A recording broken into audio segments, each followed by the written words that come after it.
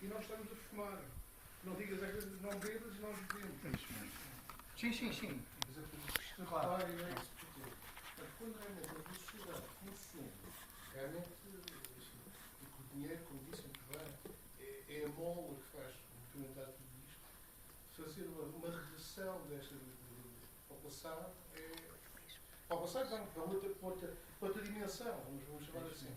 É realmente complicado. Por outro lado, esta competitividade que nós vemos dos países, a globalização, que é um facto, realmente há muitos países que estão em novas etapas, como a China, países emergentes, e que se sentem direito de poder evoluir e tal, e nem sequer estão à espera de estar em decisões tomadas entre outros. Portanto, sem querer eu não compreendo perfeitamente. Em Confúcio, que podemos ir contra a fronteira do mar, claro. Realmente... Essa é uma angústia, eu peço desculpa de estar a interromper, mas é uma angústia que todos nós temos. Mas há uma coisa, há algo que nós devemos ter, que é a força e a vontade de mudar. É que eu recomendo que as pessoas passem a olhar para estas questões do futuro com outros olhos, com outra mentalidade. Porque se olharem para estas questões de uma maneira profunda e com outra maneira de ver as coisas começam a mudar. Porque a mudança é sempre o mais difícil de realizar no homem. Há sempre duas maneiras. A brusca, que normalmente dá em violência, ou aquela que é consciente e inteligente e que é construída passo a passo. Essa é aquela que eu defendo. Eu não sou defensor de rupturas bruscas, de situações de violência para mudar. Porque normalmente as situações de violência para mudar normalmente não dão em nada de bom.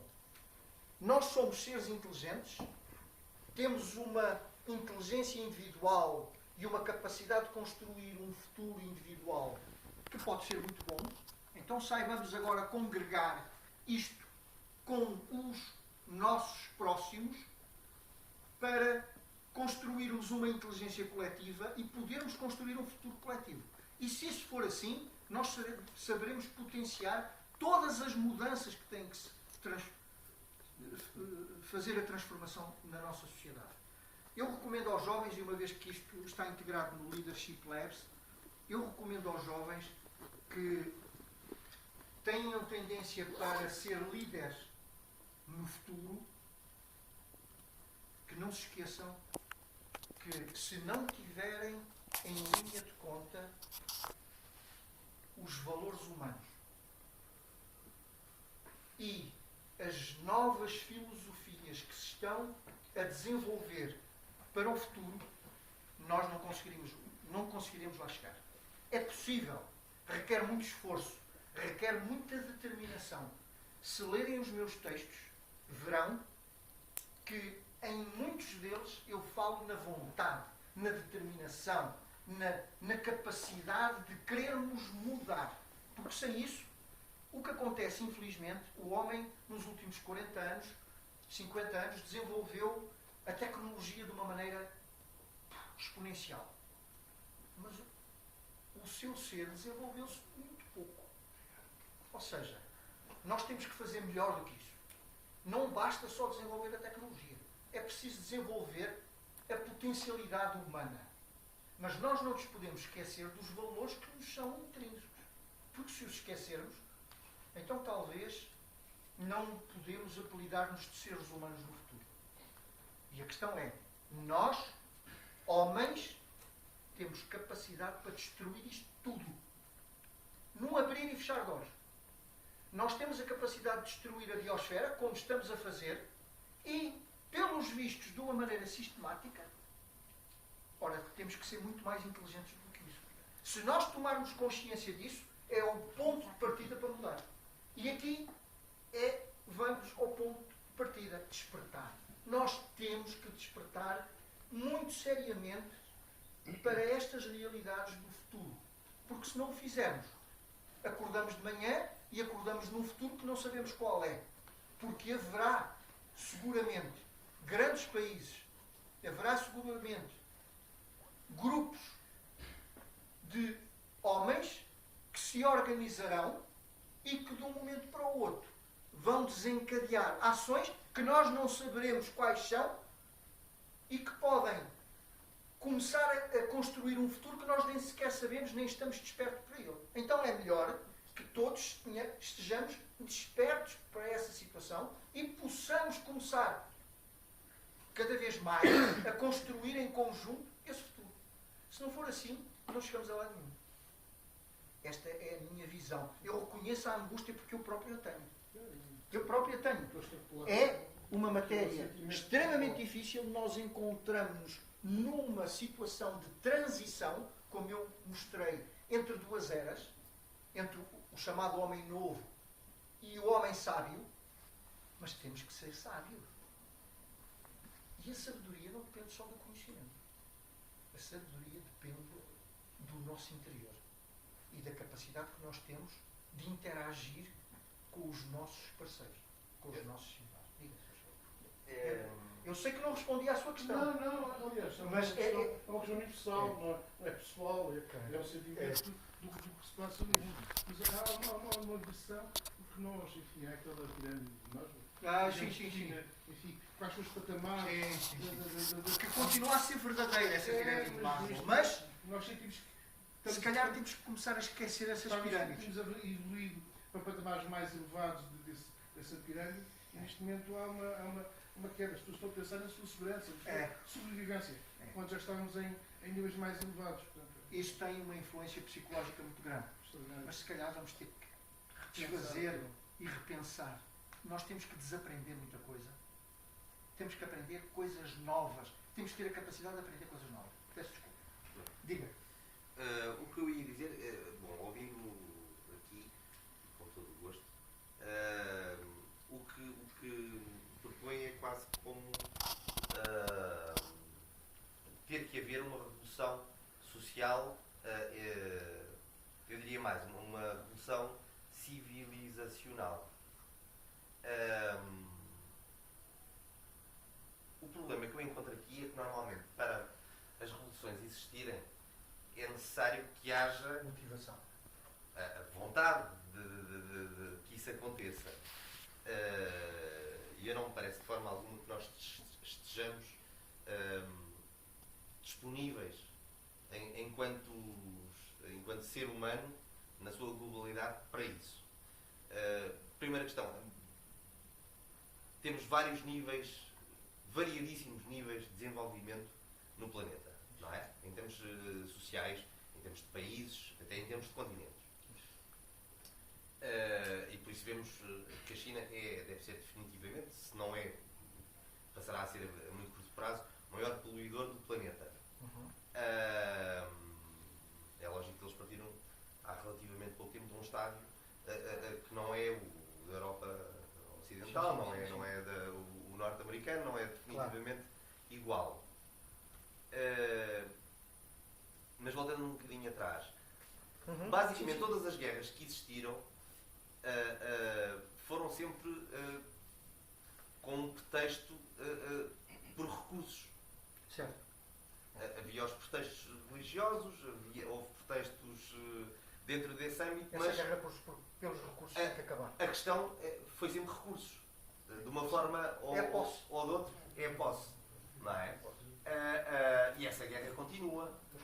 Não é beligerante nesta altura, é mais comercial. Há muito pouco tempo. Não é?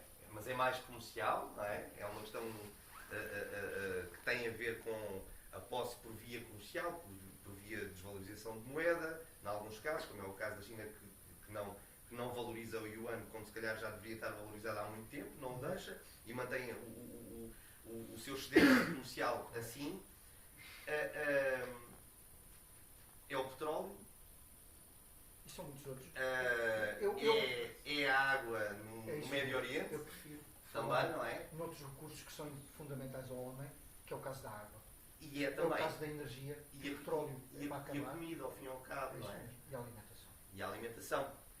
e o Por ar exemplo, e a em qualidade do ar. África não se consegue produzir comida Eu suficiente. penso que já percebi a sua questão. Deixe-me dizer que, provavelmente, estas questões das crises financeiras, elas vão ter um fim. Ou seja, o que nós assistimos àquilo que diziam os economistas, os especialistas, a bolha, o rebentar da bolha. Agora, o Institute for New Economic Thinking já vem dizer que a bolha da China vai rebentar. Ou seja, os próprios economistas já chegam à conclusão de que isto vai rebentar por algum sítio. Há um estudo do MIT, do Massachusetts Institute of Technology, que há uns bons anos desenvolveu uma previsão de que em 2030 vai haver um crash. Eu não sei se é um crash, se é uma explosão da economia mundial tal e qual como ela existe atualmente.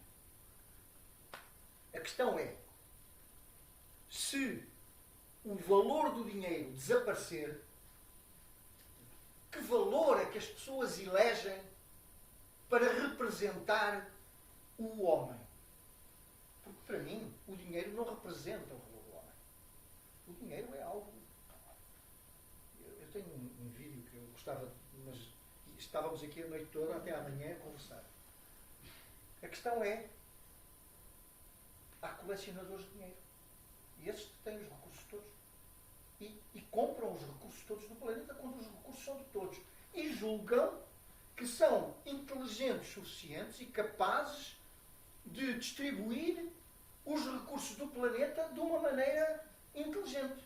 É mentira. Não são. Os recursos do planeta são, primeiro, de todos. São da humanidade. Não são de poucas pessoas. Sejam eles quais forem, seja petróleo ou água. Quantas guerras nós já assistimos hoje por questões da água? Vejamos no Sudão. É uma recente. Outra em Israel e os palestinianos. Portanto, não vale a pena. Ou o homem muda, ou há de chegar um momento em que haverá grupos de homens que vão mudar isto à força. E o problema é que quando mudar à força, a gente não sabe por onde é que vai. O homem tem que ser muito mais inteligente do que isso. O homem tem que saber gerir os recursos na sua globalidade e se calhar temos que viver com menos, mas todos a viver com dignidade. E temos que viver em conjugação com o nosso valor. Cada um de nós desenvolve um valor ao longo da vida. Uns mais, outros menos. É a lei da vida. Isto é uma curva de Gauss. Uns mais, outros menos. E se nós tivermos uma educação em valores humanos adequada às realidades do homem e da biosfera, nós saberemos equilibrar a nossa inteligência emocional de maneira a podermos viver em sã convivência com os valores que cada um tem. Porque eu não acredito, como se passa hoje nos Estados Unidos, um CEO de uma grande corporation tenha um salário 380 vezes superior à média do trabalhador americano. Ou seja, o trabalhador americano precisa de trabalhar um mês para atingir aquilo que um CEO de uma grande empresa, por mais inteligente que ele seja, ganha numa hora. Isto não é real. Isto é virtual. Ou seja, o homem está a deixar-se envolver pelo mundo virtual, onde o dinheiro é a principal moeda virtual, mas não tem virtualidade nenhuma. E então, nós temos que saber se houver, na realidade, um crash económico e financeiro e, de repente, imaginem, como eu já escrevi, que está naquele livro, que, de repente, o dinheiro se evapora. E que, de repente, todas as transações financeiras no mundo têm um vírus e não se consegue fazer transação financeira nenhuma. O dinheiro desapareceu. Pura e simplesmente. Imaginem. É como o John Lennon. Imaginem que o dinheiro desaparece. E agora? O que é que vai prevalecer? É nisto que nós temos que pensar. Porque é nestas grandes mudanças que se vão construir as grandes atitudes do futuro. Eu peço desculpa. Diga. Se me permite, Sim. Enquanto professora e também sensível a esse tema, descobri na internet uma carta no ano 2070. Permita-me que eu leia. Faz favor. Estamos no ano 2070 e acabo de completar 50 anos, mas a minha aparência é de alguém de 85. E isto a propósito dos recursos e da sustentabilidade da biosfera. Correto. Tenho sérios problemas renais porque bebo pouca água. Portanto, em 2070 tenho 85 anos, pareço ter 85, 85 mas tenho por causa dos problemas de saúde que tem. Tenho sérios problemas renais porque bebo pouca água. Creio que me resta pouco tempo, mas sou uma das pessoas mais idosas nesta sociedade. Recordo quando tinha 5 anos. Tudo era muito diferente. Havia muitas árvores nos parques. As casas tinham bonitos jardins e eu podia desfrutar de um bonito banho de chuveiro de cerca de 1 hora. Agora usamos toalhas de azeite mineral para limpar a pele. Antes todas as mulheres mostravam a sua formosa cabeleira. Agora devemos raspar a cabeça para mantê-la limpa, sem água. Antes o meu pai que lavava o carro com a água que saía de uma mangueira. Hoje os meninos não acreditam que a água se utilizava dessa forma. Recordo que havia muitos anúncios que diziam: cuide da água. Só que ninguém lhes ligava. Pensávamos, e eu já tenho alguma dificuldade em entender, estou aqui com alguma dificuldade.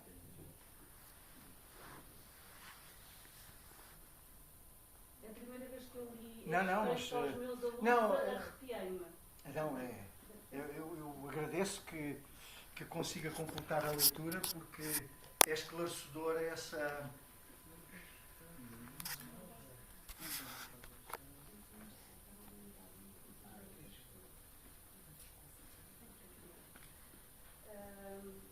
Agora todos os rios, barragens, lagoas e mantos aquíferos estão irreversivelmente contaminados ou esgotados.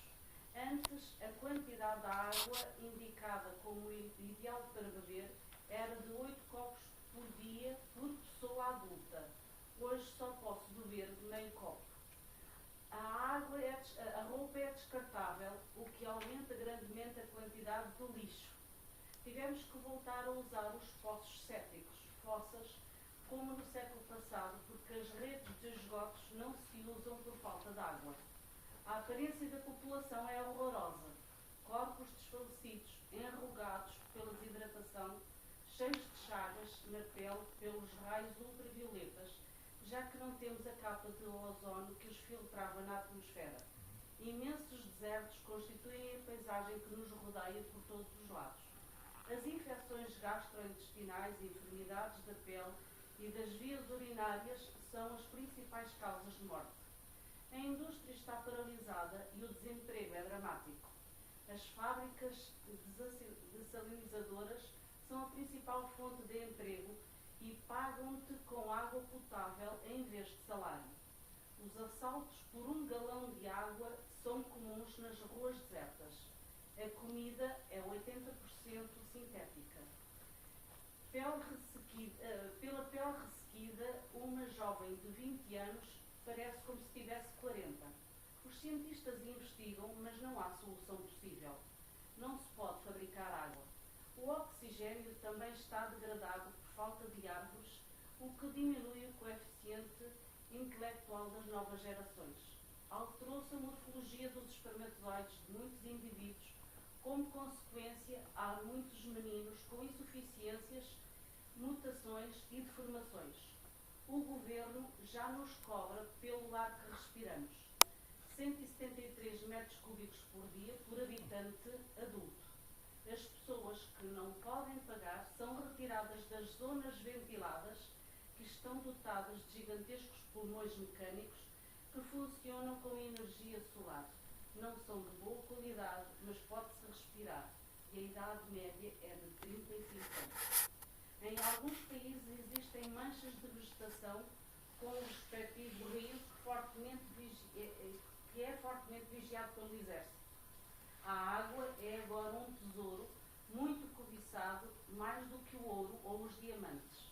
Aqui já não há árvores, porque quase nunca chove. E quando chega a registar-se a precipitação, é de chuva ácida. As estações do ano têm sido severamente transformadas pelos testes atómicos e da indústria contaminada do século XX.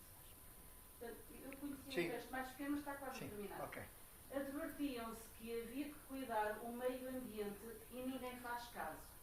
Quando a minha filha me pede para que lhe fale de quando eu era jovem, descrevo o bonito que eram os bosques, a chuva, as flores, do agradável que era tomar banho e poder pescar nos rios e barragens, beber toda a água que quisesse, o quão saudável que as pessoas eram. Ela pergunta-me: papai, por que acabou a água? Então sinto um nó na garganta, não posso deixar de sentir-me culpado porque pertenço à geração que destruiu o meio ambiente, ou simplesmente não tomarmos em conta tantos avisos. Agora os nossos filhos pagam um preço alto e, sinceramente, creio que a vida na Terra já não será possível dentro de muito pouco tempo, porque a destruição do meio ambiente chegou a um ponto irreversível. Como gostaria de voltar atrás e fazer com que toda a humanidade compreendesse isto quando ainda poderíamos fazer alguma coisa para salvar o nosso planeta Terra. Verdade. Obrigado por ter lido essa carta. Eu já conhecia essa carta porque há um vídeo que foi construído com base nesse conceito. Eu só não o apresentei porque, na realidade, isso é muito violento. E nós temos que ser mais inteligentes do que... Ou seja, isso é um alerta que todos devem ler. E que em muitas escolas... Mas é muito violento para as crianças, para uma criança. Isto deve ser, talvez, transmitido a um jovem, já com alguma idade. Porque uma criança... E é muito violento para uma criança. Eu não trouxe esse vídeo aqui porque é, na realidade... ou seja, nós temos uma capacidade, hoje, com a tecnologia que existe, com a capacidade de produzir alimentos, com a capacidade de desenvolver novas metodologias e novas tecnologias, de fazermos diferente, melhor e para todos. Só não o fazemos porque não queremos. Esta é a triste realidade. Só não fazemos porque não queremos. E aquilo que eu me proponho fazer com esta palestra e com o meu livro é despertar as consciências das pessoas a mudar. Mas temos que mudar já. Não é amanhã, é hoje. Porque se nós não mudarmos hoje, amanhã pode ser tarde demais. E nesse caso é o deixar ir. É o deixar ir. E chega um momento em que o deixar ir acabou. Ou seja, o homem, hoje, consegue ter a capacidade de destruir este belo planeta que ainda tem 2 bilhões de anos de vida e é capaz de o destruir em 100 ou 200 anos. A partir de hoje. Não tenho a mínima dúvida. Essa carta é alguém que já tem uma consciência de desenvolvimento sustentável muito grande e das realidades da biosfera e se conhece bem a natureza humana. É esta natureza humana que nós temos que mudar. Porque nós é que somos a matéria-prima que destrói isto tudo. Logo, somos nós que temos que produzir a mudança em nós próprios. Ou aqueles que têm consciência dessa realidade produzirem mudança nos outros. E isso é possível. As pessoas precisam ter um pouco de mais empatia em relação ao seu próximo. Porque não é admissível muitas das realidades financeiras hoje não são admissíveis. o mundo financeiro será irrelevante dentro de poucos anos. Não tenhamos a mínima dúvida disso. Se o homem não tomar consciência disso, então vai-se continuar a matar. Há um filme que foi desenvolvido, como sempre nos Estados Unidos, e sempre com aquelas tendências meio de filmes de cowboys, mas que no fundo tem uma realidade verdadeira que é baseada nessa carta, que é um filme que se chama Elysium. É uma realidade em que os seres humanos mais ricos e com maiores potencialidades construíram um planeta exterior na órbita da Terra, onde vivem alguns milhares de seres humanos que têm as doenças todas tratadas, que vivem uma vida perfeitamente normal, e todos os outros milhões de seres humanos que vivem na Terra vivem a matar-se pela água, pelos recursos de alimentação e pela vida. E, portanto, é a guerra entre os que cá estão ainda no planeta e aqueles que vivem nesse planeta tecnologicamente mais avançado e virtual, digamos assim. Portanto, é a guerra entre essas duas realidades.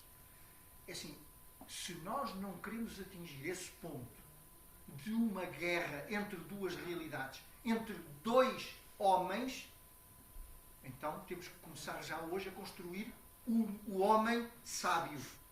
Não é o homem novo, porque o homem novo, pelos vistos, não deu resultado. Nós temos que construir um homem sábio. Alguém, uma chamada entidade coletiva, capaz de criar e despertar consciência nas pessoas. É isso que nós temos que fazer. É isso que eu estou a tentar fazer, tendo consciência de muitas coisas que se passam no mundo e que as pessoas continuam a insistir no mesmo erro. Não vale a pena. Acabou. Agora, por isso é que eu digo, imaginem que de um dia para o outro desaparece o dinheiro, que é o que vai acontecer. Que outro valor é que devem colocar para servir de moeda de troca? Tem que ser um valor humano, não pode ser outro.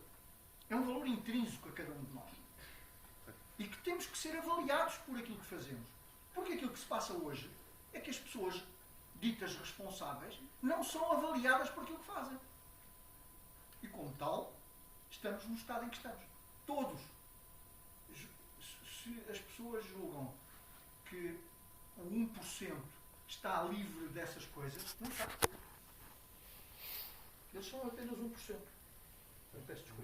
Eu é que peço imensa desculpa estar a interrompê-lo e a quebrar o seu ritmo e esta emoção. Mas realmente temos que acabar e eu claramente convicto que esta nossa atual crise é uma crise mais de valor do que realmente propriamente financeira. Portanto, é realmente importante a mensagem que tento transmitir. E vou deixar também tempo para quem quiser adquirir os livros. Eu trouxe alguns livros. É assim, o livro em e-book tem um valor de 6 euros. Eu vou vendê-lo ao valor do e-book. Muito obrigado. Mas eu tenho que lhe dar troco. Eu não tenho troco ainda. Mas espera aí que eu vou oficialmente encerrar então a nossa reunião. Muito obrigado. Deixar